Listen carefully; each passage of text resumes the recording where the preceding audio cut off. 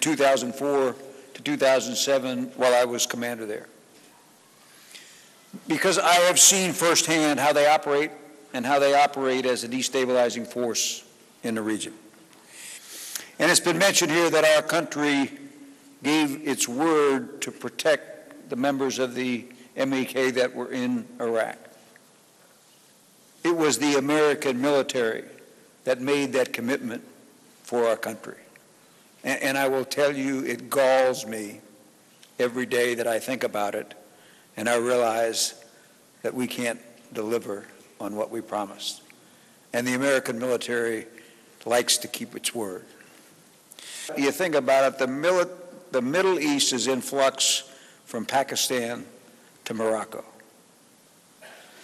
In the Levant, the Syrian civil war is entering its fourth year. 170,000 people have been killed. 3 million have been made refugees. Sectarian violence still goes on significantly in Iraq and also in Lebanon.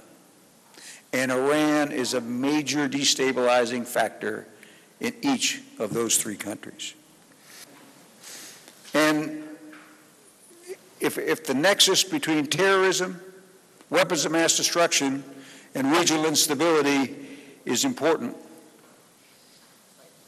and cyber warfare is a significant threat, Iran is a negative factor in each one of those four.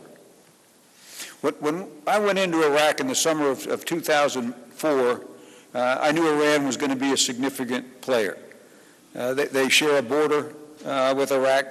Over time, I came to see the Iranians employing a three-pronged approach. And I've seen them do the same thing in other places. First, they work to gain political influence by providing financial support to political parties and to political leaders. There was common cause here, and they have significant influence, and they gained significant influence in Iraq as a result of that. Secondly, they had a softer side. They burnished their image a bit by and trying to win Iraqi public support with economic assistance, by providing economic assistance, particularly in the southern part of the country. And they did it directly themselves, much like we do sometimes with the Agency for International Development, but they also did it through Iraqi political parties. And third and last, they fostered instability in Iraq through the training and equipping of terrorist organizations. And this is the one that had the most impact on me. And I came to see over time a very close connection between the Quds Force, which is the extraterritorial arm of the Revolutionary Guards, and the Iraqi militias. And we got our first hint of this really about 30 days after I got there.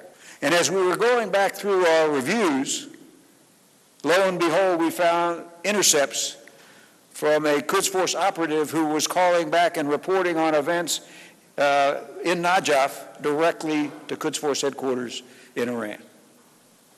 That piqued my curiosity, and we kept a very close eye on it for the rest of the time I was there. Where we really saw Iran's hand, though, was after the bombing of the Al-Askari Mosque in Samra, a northern city in Iraq, in February of 2006. The Shia militia took to the streets, and the more they operated, the more we operated against them, and the more weapons caches we found, and those weapons that we found clearly came from Iran. There was a particularly lethal improvised explosive device that needed a manufacturing tooling capability that didn't come from Iraq. It could only have come from Iran. There was a state-of-the-art rocket-propelled grenade that would penetrate the armor on our biggest tank.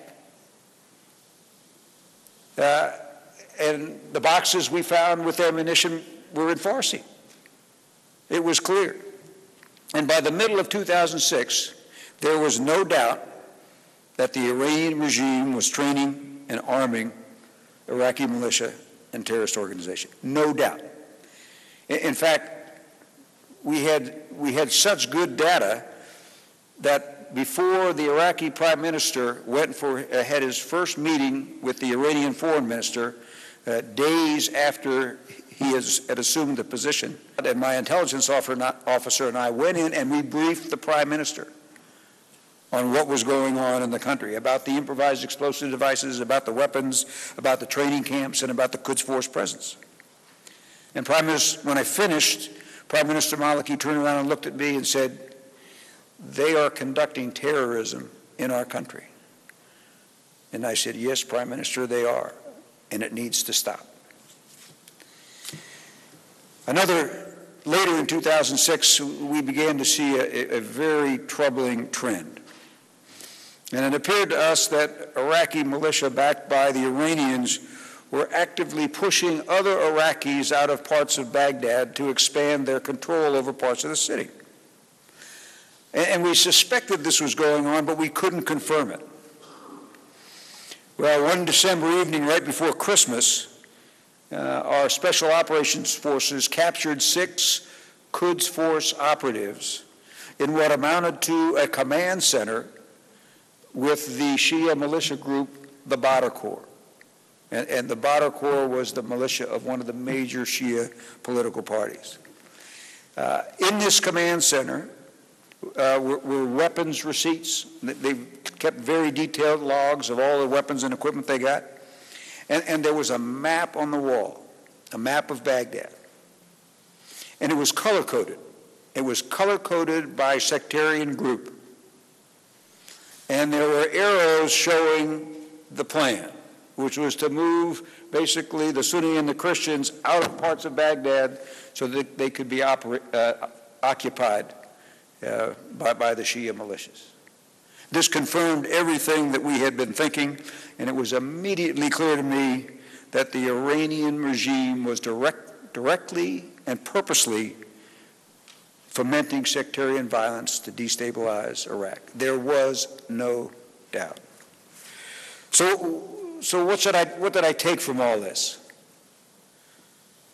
4 things about the way Iran operates are crystal clear to me. 1, the Iranian regime has and will continue to use terrorism to accomplish their political objectives. That's a given. Secondly, the Iranian role in training and in equipping the Iraqi militias was a major factor in sustaining sectarian violence in Iraq from 2006 to 2008, and frankly, it continues today. And as I mentioned earlier, they're doing the same type of thing in Syria and in Lebanon. Third, because of this direct role that they have, they are directly responsible for the deaths of hundreds of coalition forces and thousands of Iraqis. The Iranian regime is responsible. And so I conclude that they richly deserve the label of state sponsor of terrorism that they have so well earned. I've come to believe that we can count on this regime to continue to foster regional instability, and I'm not going out on a limb here because they're doing it today in Iraq and Syria and Lebanon. I believe that an Iran with nuclear weapons would present an unacceptable threat not only to the region, but to the entire international community. And I can think of no other case in which organized democratic resistance against a regime is so warranted and so necessary. And I'd like to talk just for a minute about the MEK that's an important element of this resistance. I was in Iraq in 2004 when we granted them protected status. And over the almost 3 years I was there, we closely monitored the behavior of the MEK at Camp Ashraf. I had 2-star generals visiting Camp Ashraf weekly, and they would report to me weekly on what was going on there. I can tell you that we never had a problem, and the entire time I was there, Camp Ashraf was very, very uneventful. And so I watched with dismay in 2009, in 2011, and in 2013 as the men and women that we vowed to protect were savagely attacked. And savagely attacked after the United Nations, after the Iraqi government, and after the U.S. government had agreed that the MEK must be protected and resettled. We must ensure the protection of the MEK as long as they are in Iraq and until they're resettled. The MEK has consistently upheld their end of the bargain, and we owe them their safety and their future.